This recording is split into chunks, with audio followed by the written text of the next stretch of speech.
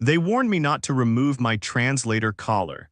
Not because it would stop working, Interstellar Standard was clean, precise, and universally dull, but because the collar recorded everything. Every syllable, every inhale, every hesitation. Proof the coalition called it, accountability. To me, it felt like a leash. I stood at the threshold of the glass airlock and watched the alien palace breathe. That was the only word for it. The walls, woven from pale mineral strands, expanded and contracted in slow pulses as if the structure itself had lungs. Light ran through those strands like blood through veins, brightening when the pulse rose, dimming when it fell. Somewhere deep inside, a low tone thrummed, not quite music, not quite machinery. The Vrakari didn't build buildings. They grew them. And today, they had grown a courtroom for our surrender. A guard, tall, plated, eyes like polished obsidian, lifted a spear whose blade shimmered with blue static. "Envoy," my handler whispered behind me. "Remember your posture, eyes lowered until acknowledged. Do not—" "I know," I said. The translator collar rendered it into a smooth chime of Vrakari language, and the guard's mandibles twitched. He took my words as a sound in his world, not mine. My handler's hand hovered near my elbow like she wanted to steer me by touch. She didn't. She knew better than to treat me like a fragile object in front of an alien royal court. I wasn't fragile. I'd been trained on the refugee docks of Europa and the riot corridors of Mars. I'd mediated ceasefires between human factions who still spat the word traitor like a prayer. I'd watched men die because they couldn't stop believing pain was a form of proof. The Vrakari War had been worse. Their fleets had turned half our border colonies into drifting slag. We had responded with kinetic storms that shattered their outer moons. The galaxy had watched, silent and careful, like a child watching two adults fight in a room full of breakable things. Now the room was very breakable. The airlock sighed open. Warm air rolled over me, sweet metallic, carrying the scent of crushed stone after rain. The palace's breathing deepened, as if it noticed me the way a creature notices a thorn. The court chamber was a vast bowl of light. Tiered terraces curved upward, crowded with Vrakari nobles, armored bodies arranged like statues, their facial plates etched with clan markings that glowed faintly. At the center, a circular dais rose from a shallow pool of reflective liquid. It mirrored the ceiling so perfectly it looked like I was walking over a hole in reality. And at the far end, above everything, sat the throne. The alien queen Karun of the Obsidian Bloom, the coalition briefings had called her, rested in stillness so complete I wondered if the stories were wrong and she was a sculpture carved from night. Then she moved, just a fraction, a tilt of the head. The light caught her faceplate and I saw the delicate grooves of age, the fine fractures repaired with dark resin. Her eyes weren't black like the guards. They were a deep, dark violet, luminous at the edges as if something inside her wanted to be seen. I forced myself not to stare. My handler's voice came again, softer. "Remember, we are here to end this." As if I needed reminding, as if the dead didn't line my dreams like mile markers, I stepped onto the reflective pool's edge and stopped at the designated mark, an inlaid ring of foreign metal. Behind me, my escort team halted. The Vrakari guards formed a silent semicircle. The chamber's hum lowered as if listening. A court herald smaller than the others, draped in woven membranes, raised an arm. The membranes fluttered, making a whispering sound that rippled through the terraces. "Human emissary," the herald announced, voice translated through the air itself.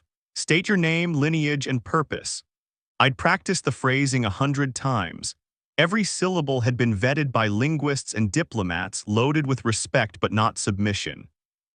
I lifted my chin, the precise amount our cultural liaison said was confident humility.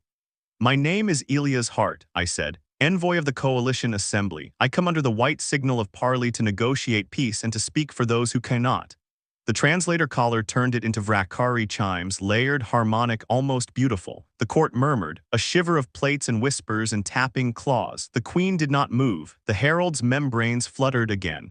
"The queen hears you." "Present your terms," I inhaled, feeling the collar's sensors warm against my throat. "The coalition offers a ceasefire of immediate effect, withdrawal of fleets to agreed coordinates, a mutual exchange of prisoners," and I didn't get to finish.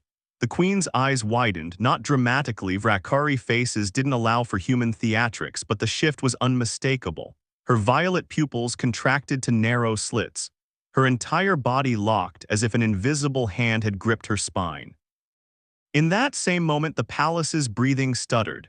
The hum beneath the floor faltered, then resumed at a different rhythm, faster, uneven. The court noticed. A ripple of alarm spread across the terraces. Guards tightened their grips on their spears. Nobles leaned toward each other, antennae twitching. The herald froze mid-gesture, membranes suspended like pale wings. And the Queen wore Queen, planet breaker, the mind behind the fleet, sat perfectly still. For 3 heartbeats, the chamber held its breath. Then her voice came, raw and unfiltered, not through any translator. A sound like stone scraping stone. I didn't understand the words, but I understood the tone. It wasn't command, it was recognition. The translator caller hesitated, processing the Queen's sudden use of a dialect far older than our standard training data. It sputtered, clicked, then offered a rough approximation into my ear. Say it again. The herald flinched as if struck. A guard took a step forward. The chamber's air turned sharp with electricity. My handler hissed under her breath. Elias, don't improvise.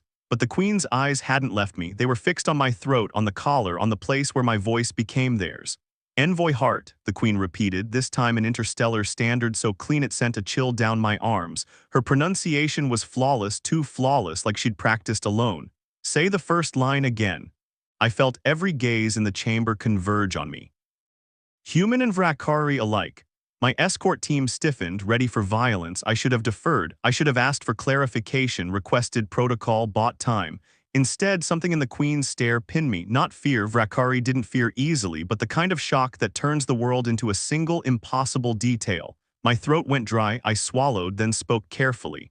My name is Elias Hart, I said, envoy of the Coalition Assembly. The translator chimed. The Queen's hands, large, clawed, decorated with rings that looked like meteor fragments, tightened on the throne's arms. The dark resin in her faceplate caught the light, and I saw the smallest tremor ripple through it.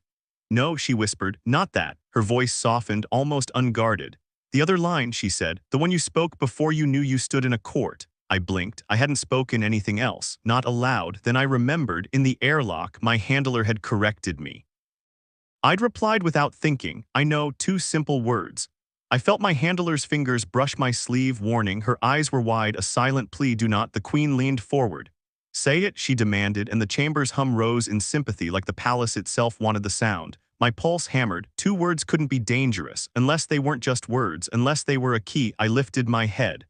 I know, I said. The translator caller rendered it into that layered chime. The Queen froze again, worse this time, as if the sound had struck her in the chest. A noise escaped her, not a word, not a command, but a breath that trembled like grief.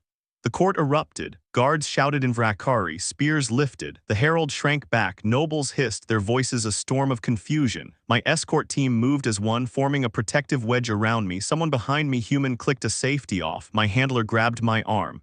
Elia's back now, but the Queen raised a hand. Ocean was small. It silenced the court like a knife-cutting fabric. Even the palace's breathing steadied as if it obeyed her. She stared at me with eyes that looked suddenly ancient. You, she said, your voice, it is yours. My collar translated her words into my ear in near-perfect standard, but the meaning crawled under my skin. You were on the broken ship, she continued, each word carefully chosen as if she feared the wrong syllable would shatter her. The one that sang in the dark. My mouth opened. No sound came out because I knew what she meant. Not a broken ship exactly, a broken pod, a lifeboat. The memory hit me like gravity. I had been 19 when the border colony of Larkspur Station burned. I was a dock tech then, someone who patched hull seams and cleaned coolant lines, someone with grease under his nails and an old radio clipped to his belt because music made the long shifts bearable. When the Vrakari fleet arrived, the alarms didn't scream. They howled. A sound designed to crack calm into panic. The sky outside the station windows turned into fire. I ran with everyone else, pushing through corridors full of smoke and shouting. People tripped over each other. Children cried. Someone grabbed my sleeve and begged me to take their daughter. I didn't even know them. I took her anyway. Her name was Mara. She had hair like copper wire and a stuffed animal tucked under her arm. She didn't cry. She stared at everything with eyes too old for her face. We made it to the lifeboat bay as the station shuddered. The lifeboats were meant for orderly evacuations, not stampedes. The bay doors were half open, jammed by debris. A technician's body lay near the controls, eyes open to nothing. I shoved Mara into the nearest pod, then climbed in after her. The pod's interior lights flickered. The emergency AI chirped uselessly. The pod launched crooked, scraping metal as it tore free. Then the station behind us split in two. I saw it through the pod's tiny window, Larkspur Station, my whole world breaking like a clay pot dropped on stone. The pod spun into the debris field. We lost navigation in minutes. The emergency AI died. The heater failed. Mara shivered, still not crying. I wrapped my jacket around her, then my arms around both of us. In the dark, I did the only thing I could think of. I sang, not a hymn, not something noble. Just an old Earth lullaby my mother used to hum when the power went out on Europa. I didn't even know all the words, so I made them up. I sang about warm light and safe harbors and someone coming, because in the dark you say things you need to believe. Mara finally spoke then, voice tiny. Will they hear us? They will, I lied. I know, 2 words, not a promise, a weapon against despair. I repeated them until Mara fell asleep. I repeated them until my throat hurt. I repeated them until the pod's oxygen warning turned from yellow to red.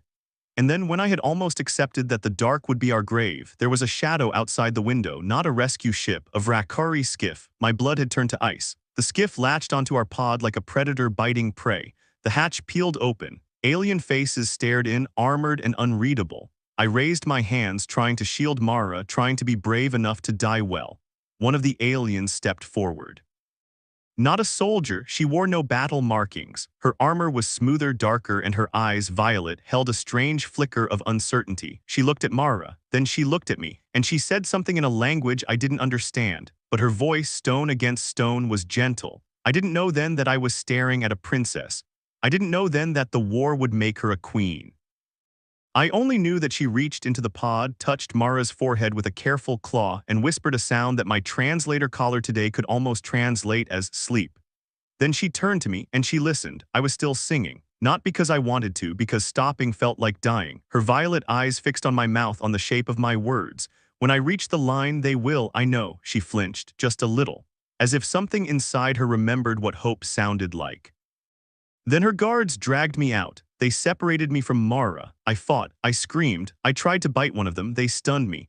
The last thing I saw before darkness took me was the violet-eyed Vrakari holding Mara against her chest, shielding her with her own body as debris drifted around them like ash. I came back to the present with my heart racing and my palms sweating. The court chamber felt too bright, too alive. The queen watched me with the same violet eyes. You sang, she said, as if tasting the memory. In the life pod, when all was ash, when my soldiers hunted survivors like sport. A murmur of discomfort moved through the terraces at her bluntness. Vrakari nobles shifted as if shame was an unfamiliar garment. You spoke to the child, the queen continued.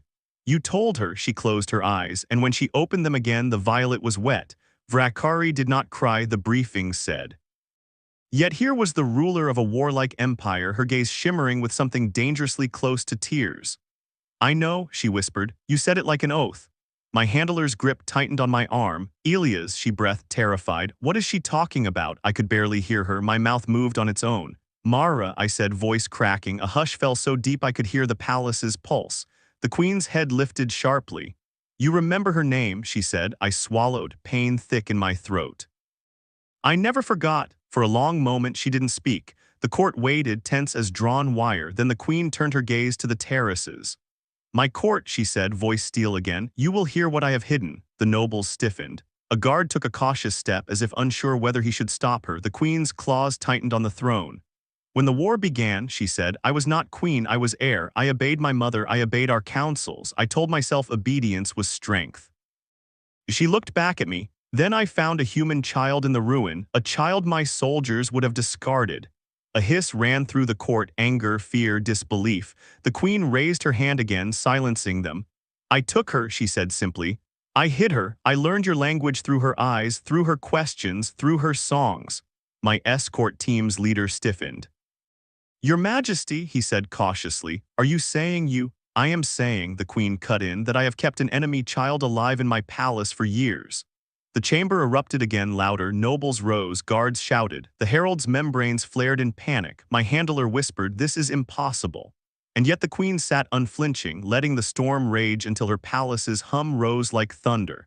Then she spoke one word, a Vrakari command that cracked through the chamber like a whip. Silence fell, immediate and absolute. The queen's eyes burned. You wanted war, she said to her nobles, voice like a blade. You fed it, you celebrated it, you carved victories into bone. Her gaze flicked to a particular terrace where a cluster of nobles sat stiffly, their armor etched with aggressive patterns. And you told me humans were beasts, she continued. You told me they had no honor, no mercy.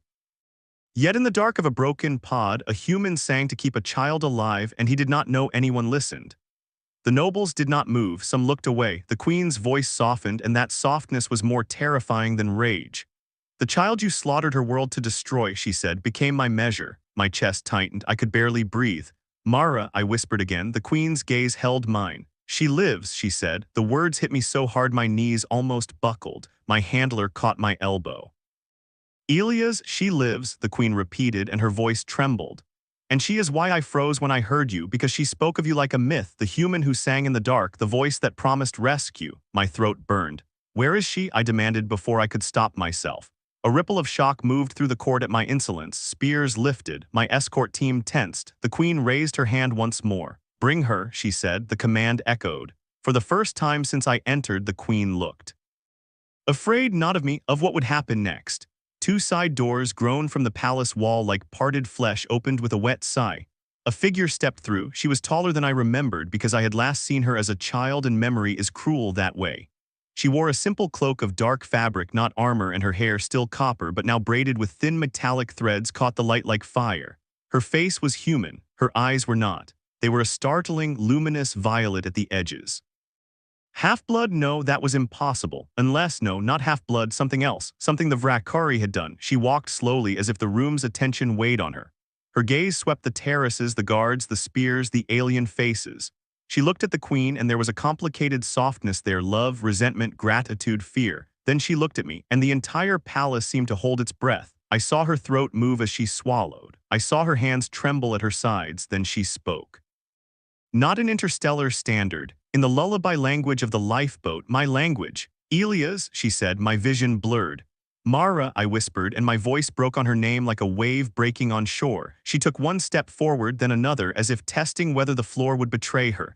Her eyes widened, violet shimmer brightening at the edges. You're real, she breathed. You're not just a story.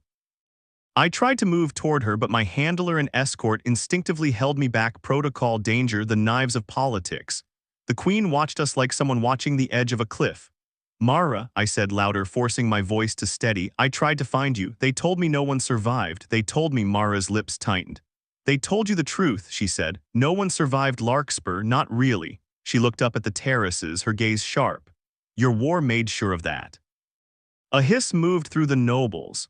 A spear angled downward slightly, a threat. Mara didn't flinch. She turned to the queen. You promised I could speak, she said, voice firm. The queen's jaw plates flexed. You can. Mara turned back to me. I lived, she said, because she stole me from the wreckage. The word stole landed heavy. The queen did not deny it. I lived, Mara continued, because she fed me when her court would have called me filth. I lived because she kept me hidden in a room that breathed like a cave, and she asked me questions. She touched her own throat, fingers brushing a thin scar I hadn't noticed. And I live now, Mara said, voice shaking just a little, because she changed me so her world wouldn't kill me when they discovered me. The court stirred, confusion, horror. The queen's eyes closed briefly as if bracing for punishment. Mara's gaze lifted. They altered my eyes, she said, and the violet glow brightened, unmistakable. So I could walk their halls without being executed as a human. My stomach twisted. My handler muttered, "Oh my God." Mara looked at me again, and now the tears in her eyes were unmistakably human. She told me you promised rescue, Mara said. She told me you sang. She told me you said, her voice caught. I know, she whispered. The words echoed through the chamber like a bell struck in a cathedral, and I realized the queen hadn't just recognized my voice. She had recognized the moment hope was born. The moment the war's narrative, humans as beasts, Vrakari as monsters, had fractured.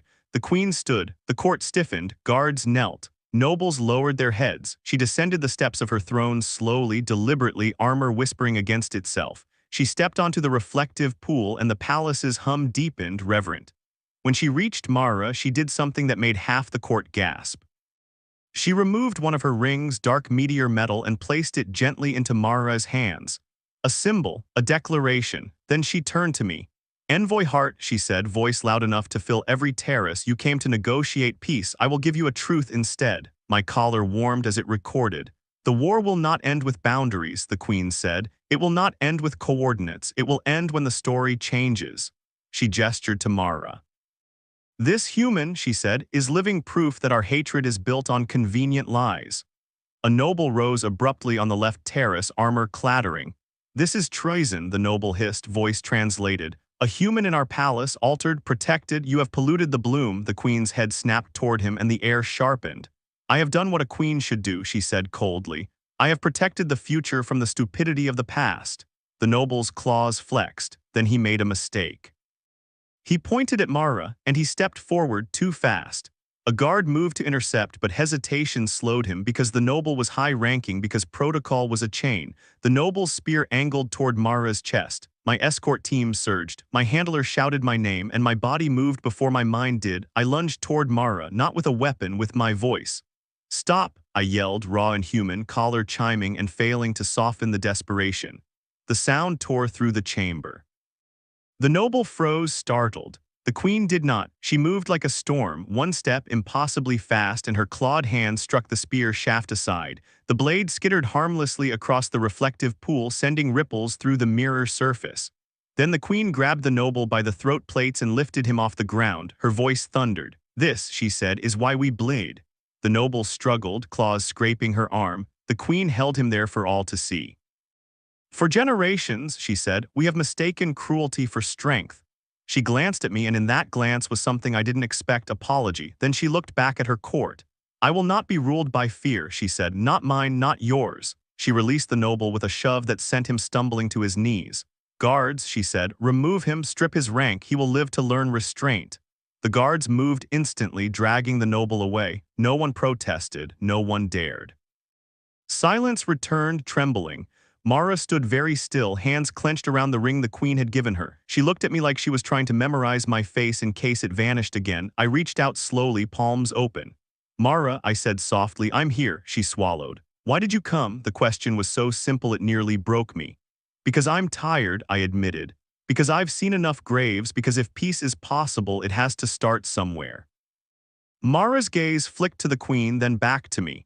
And if peace is possible, she asked. The Queen's voice answered before I could. Then we will build it, she said, and the vow in her tone was terrifying and beautiful, even if we must tear down our own pride to do so. My handler stepped forward carefully, diplomatic instincts recovering. Your Majesty, she said, the coalition will demand guarantees, they will demand proof, they will demand blood, the Queen cut in. Because blood is what they have learned to trust. She looked at me. Envoy Hart, she said, quieter now, your voice gave a child a reason to live, it gave me a reason to doubt. Her claws flexed, then relaxed. I froze, she admitted, and the vulnerability in the confession was like watching a mountain confess it feared the sea, because I heard the past in your throat and I feared the court would tear it from me. She looked at Mara. You are the bridge, the Queen said to her. You always were. Mara's shoulders lifted with a shaky breath. I didn't ask to be, she said. No, I said gently, but you can choose what it means. Mara looked at the terraces again, at alien faces full of suspicion and curiosity and something like shame. Then she looked at my escort team, at the human weapons and rigid stances. Her voice steadied. Let me speak to them, she said. My handler's eyes widened. Mara, that's necessary, Mara finished. The Queen nodded once. Mara stepped forward onto the reflective pool. The mirror beneath her made her look like she walked between two skies.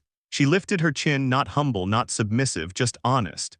I am Mara Hart, she said, and my heart clenched at the surname of Larkspur Station.